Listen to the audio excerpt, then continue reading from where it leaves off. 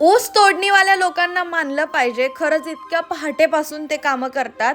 मला तर थंडीमुळे सकाळचं उठवतही नाही आणि उठलं तरी लगेच उन्हात बसायची तयारी असते. यावर्षी जरा जास्तच थंडी आहे. फार्म हाऊसवरती कायम एंटरटेनिंग गोष्टी असतात, काही ना काही चालूच असतं.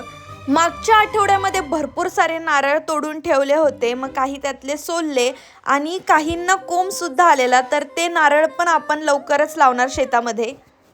ही आहे चुक्याची भाजी. तुम्हाला माहिती आहे का, शापू आणि चुका या दोन्हीचं कॉम्बिनेशन फार टेस्टी लागतं आणि नकळत कसं काय ही भाजी शेतामध्ये आले कळलंच नाही. पालक आणि चुका हे पण कॉम्बिनेशन फार भारी लागतं. मागच्या वेळेस खूप साऱ्या भाज्या लावलेल्या, पण इतक्या काही त्या राहिल्या नाही. वेडिंग सीझनमुळे आमचं सारखं फिरणं होतं, इकडे तिकडे कार्यक्रम अटेंड करावे लागतात.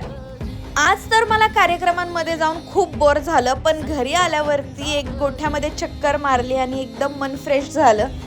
नंतर घरात आले, बघते तर काय, पप्पा सगळ्यांना ट्रेनिंग देत होते की आम्ही पुण्याला असताना आमच्यापर्यंत दूध कसं पोचवायचं, त्याचं पॅकिंग कसं करायचं, आणि सगळेजण इतकं फोकस ठेवून ते सगळं काही ऐकत होते ना, भारीच.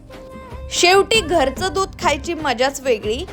थंडीमुळे आजींनी टोपी घातली होती, पण जसं का मी व्हिडिओ चालू केला लगेच टोपी काढली. आजी म्हटलं मी अशीच छान दिसते पदर घेतलेली.